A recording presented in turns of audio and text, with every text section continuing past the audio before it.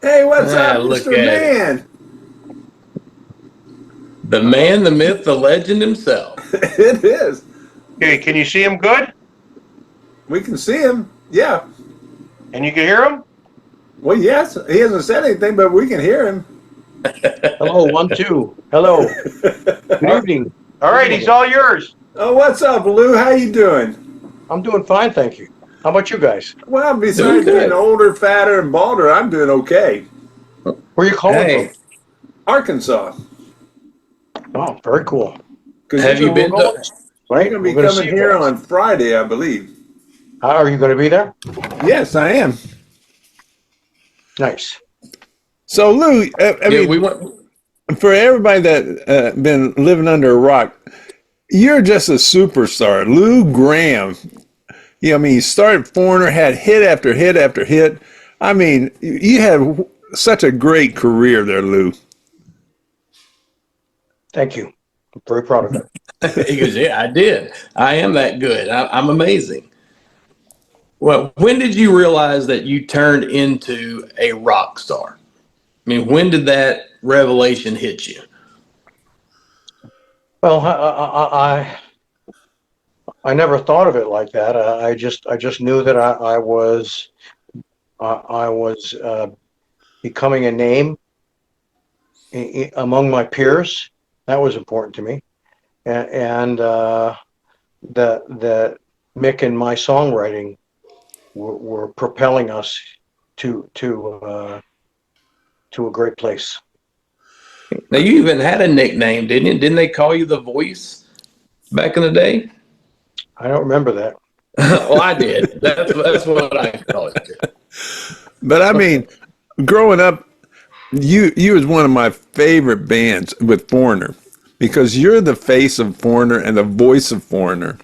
And man, I mean, you just had song after song after song that was hitting the top 20. Was that amazing to you? Did you realize that you guys were such a super band? I, I, I, I that didn't slip by me. I was aware of that, and I was extremely proud of it. But I didn't take it for granted either. Well, you did all the writing, most of the writing and everything too. You're just amazing, man. I mean, you did the singing, you did the writing. I Man, did. what could you not do? I did the writing with Mick. Gotcha. He was my So co-writer. what? So what part of that time span, when you were just having hits after hits after hits, did you enjoy the most? Did you enjoy the writing the most, or did you enjoy the touring, or just a little bit of everything? I mean, was there one part that you really just loved doing? Yes, I really like the writing a lot, and I like the recording to hear a song, come together and sound like you imagined it would sound. That was always something we strived for. What was it like the first time you heard some of your songs on the radio? Well, I remember we were rehearsing at Bud Prager. He was our manager. He had a big uh, um, a big. He had the 11th floor of a building in Manhattan, and he had offices around the outside, but the inside was empty. So we rehearsed there, and when we were writing songs and we had the songs written, we would rehearse the songs there and Oh wow! do the demos there so we could send them to record companies. And it was a great little place in there, and it was very exciting times. Now you're from New York, right? Yes, I'm from Rochester, New York. Is that where you're living now? I live there part of the year. Are you okay? Do you have a winter home somewhere else? Yes, I do. Are you a snowbird? Well, you know what? You could call me that, but don't call me anything else. So, do you enjoy touring as much as you used to? I enjoy performing as much as I used to, but I'm not enjoying the part where travel from home to one city, then another city, and then finally you get to the city you're performing at. You know, it's just not fun, and you got to, I bring books and, excuse me, car magazines, so I can bide my time, and sometimes it's just so freaking boring, and then you're at a gate waiting for your plane to come there, and you find out your plane's delayed 2 hours. So Oh you sit no. there another 2 hours, and then you finally get on your plane and go to the connection in the next city, and you miss the connection. And you You just tell need them, "Hey, I'm a superstar. I don't. This does not happen to me." right. You know what? You can't tell the airlines anything. Now you mentioned your car magazines because you are a gearhead, right? Don't you have several muscle cars that you work on and Yes, I do do. that kind of as a part-time hobby? Yes, I consider myself a real gearhead. Yes, I am. So, And, what is your favorite car? well, a number of people have asked me that, and they're like your children. So, can you say what's your favorite child? That's yours. Oh, absolutely. Yeah, 100%. I can't. The ones that get me the best gifts at Christmas. That's who Oh, my favorite child is. there you go. So, what do you just drive around in like day to day? I've got a GMC Trailblazer Okay, Denali with the nice motor in it, black on black, and some nice tires on it to set it up. It's not nice. real radical looking, but it's looking a little tough. Now let me ask you So, something. Because you're the face and the voice of Foreigner, but you don't travel with Foreigner anymore. What was it like for you when that breakup happened, when you left Foreigner? Um, I was sad a little bit, but you know, I didn't like where Foreigner was heading musically, and Mick wrote his ideas for most of the songs were his, and I okay. contributed, in other ways, but the ideas were mostly his, and his aim was to get a little slower and a little softer. He wanted to kill the ballad market. Man. And he as much as told me so. And I said, our fans are not going to go for that shit. No, I mean that was a whole thing for your music. It was, but there were albums that had nothing but ballads and mid-tempo kind of love songs, and maybe one rock song on a 10-song album. And Oh, wow. and I told him, I don't think this is going to work for us live. And sure enough, when we went out to promote the album live, we lost about over a third of our fans. Oh, Really? man. They You just can get didn't them want to back. hear it. They didn't want to hear that shit one song after another. And they were good songs, but you don't do that to your fans. You put one or two ballads in and stuff the rest of the album full of driving rock songs, which is what they want to hear. Right. Is What this? I Now like we to give them are, to. me and Roy are kind of excited. There's a rumor that's going around Oh right yeah, now yeah. that y'all are going to start another tour, but y'all are only going to be doing gangster rap songs. Is that correct? Can you confirm that? Well, they have been talking to me about that. Yeah. I don't even know who the band is, but before I answer, I want to see what the money is. Well, Well, you got to get your it's ballad gangster rock. Oh no! And here's the next well, you question got you to might get your ask: street Graphic name. I dance? mean, you can be called Big Lou. That can be your street name. There you go. Biggie Lou. So, man, you obviously you're going to be down here in Arkansas playing. Do you have quite a few more stops for this year that you're going to be touring, or you Yes, there are. kind of put it up after the winter hits? Yep, there's So quite a that's few. good. Now, if someone wants to find all the information out about where you're going to be, is the easiest way just to go to y'all's website or Instagram, or how are you making your presence known in this digital world? You could look on the Lou Gramm official website. Okay, cool.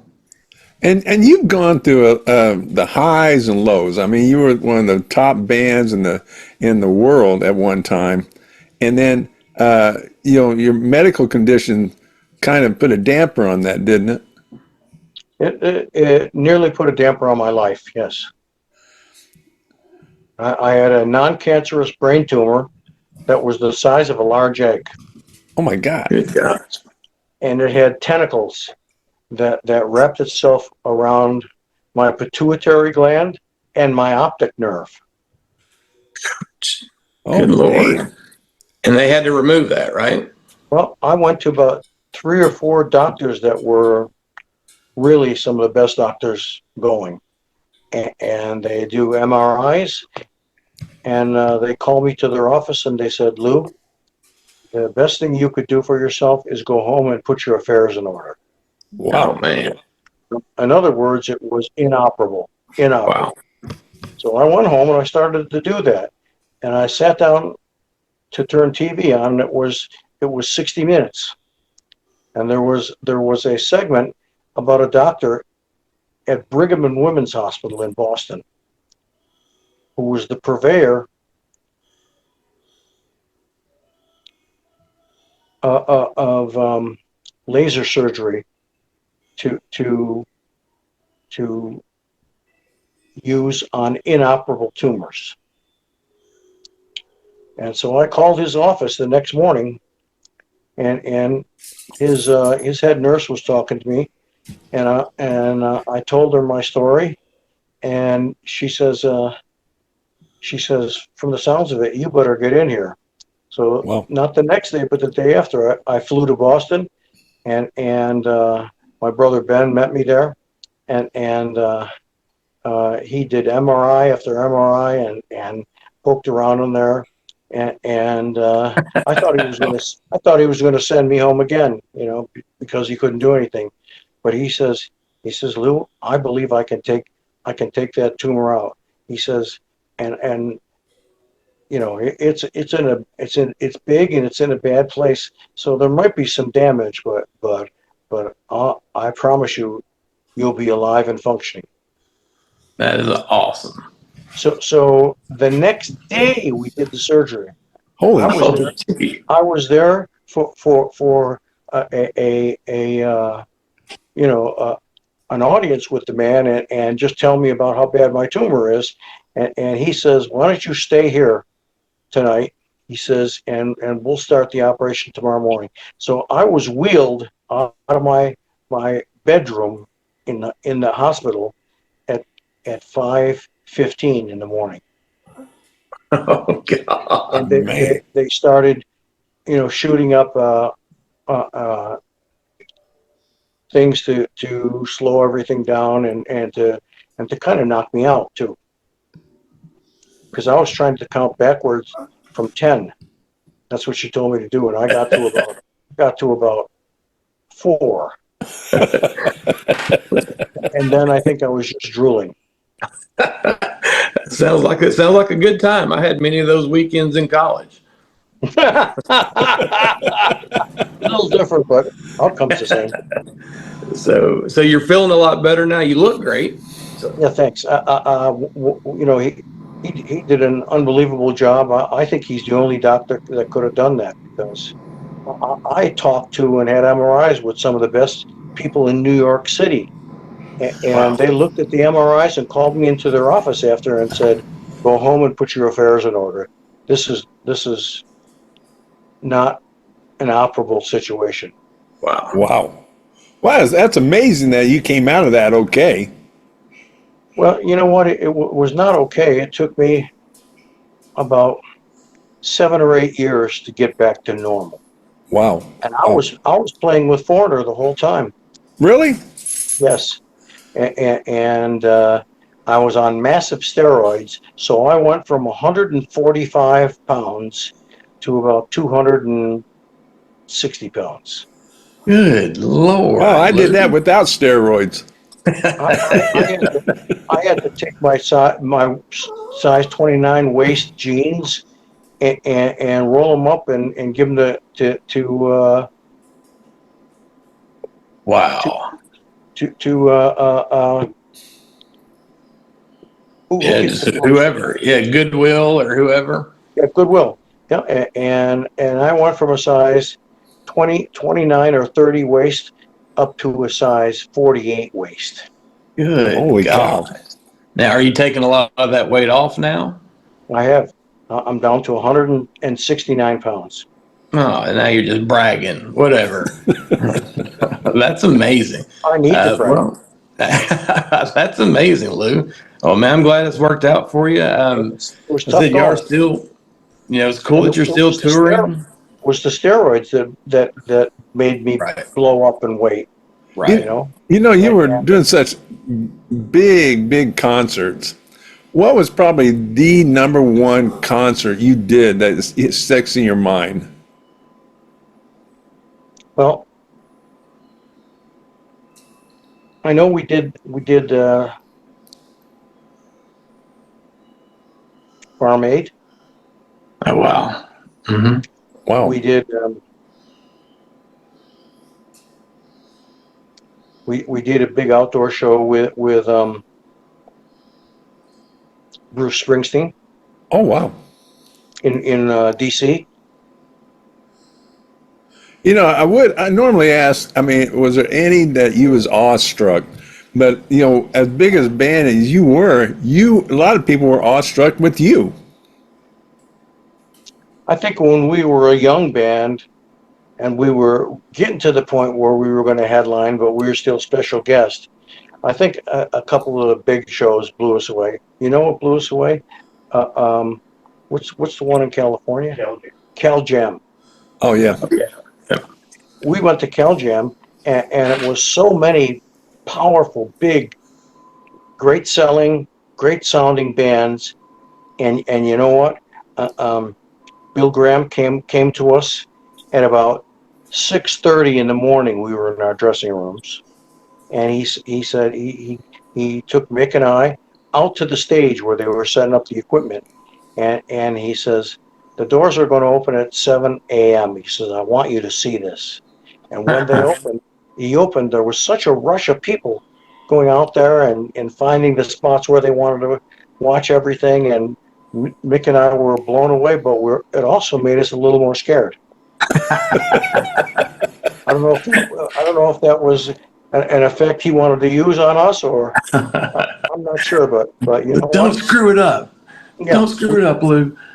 Now we went those. out there, and I think we started at about 8 o'clock in the morning, Wow. and we blew the crowd away. We blew them away. And you know what we did at that point, because this was only '79. We did our complete first album and some of the songs from Double Vision, because the album wasn't finished yet. But we did some of the songs from it. Man, And that's amazing. then we did some R&B songs. Let me be your love maker. Let me be your soul shaker. That was by Betty Wright. And we did some of those songs, and the crowd really flipped out. That's And awesome. they brought us back twice for an encore. Wow. So Wow. now you have played with so many different people, been in the presence of so many great artists. Is there anybody that has just escaped your grasp that you'd have liked to have toured with or at least played with, but you didn't get an opportunity to? Well, you know, when I left the band I left Foreigner in 1991, and I started putting together my own band. Excuse me. And when I left Foreigner, I took the bass player Bruce Turgan with me, because he's a real good friend and had played with me in Black Sheep.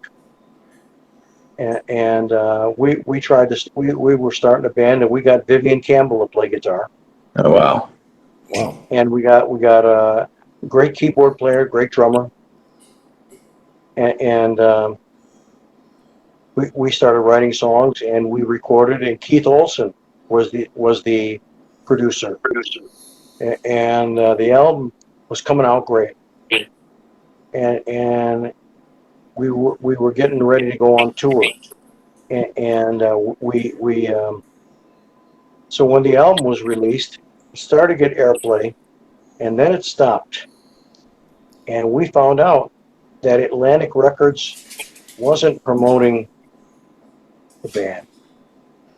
And I couldn't understand it. I couldn't understand it because I think it was a hit waiting to happen. Right. And so as soon as that happened, Vivian Campbell left for Def Leppard. Oh, And then the band was over. gotcha. We couldn't understand why Atlantic really didn't quite do the job for us, and I later found out that there was some collusion going on there. Oh.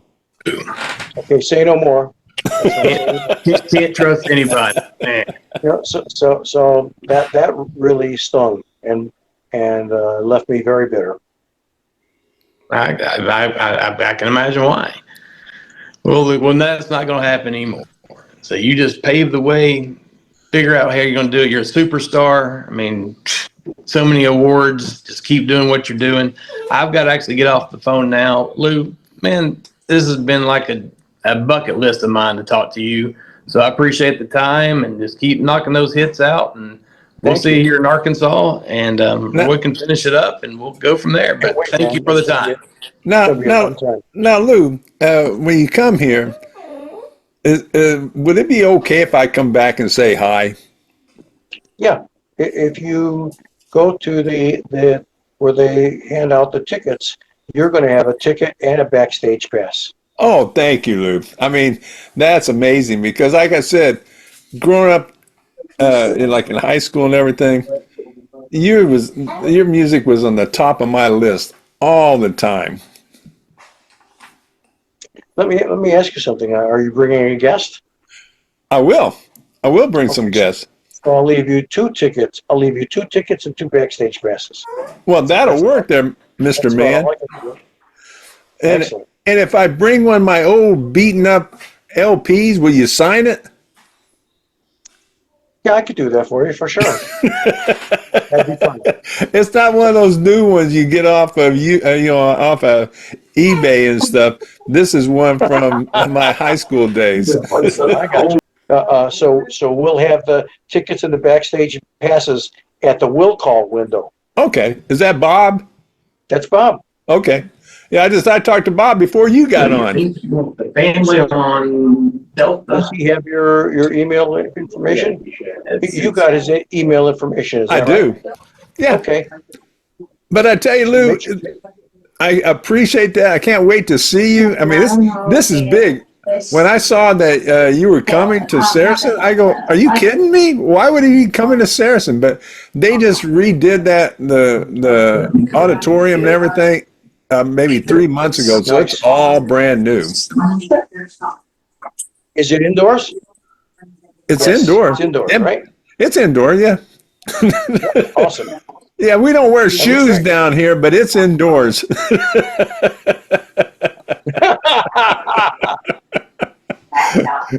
But anyway, Lou, I'm going That's to let so you funny. go because I know you're a busy man. But thank you so much for coming on. Oh, my pleasure. I'll see you soon at the show, all right? Will do, Lou. You take care, Mr. Man.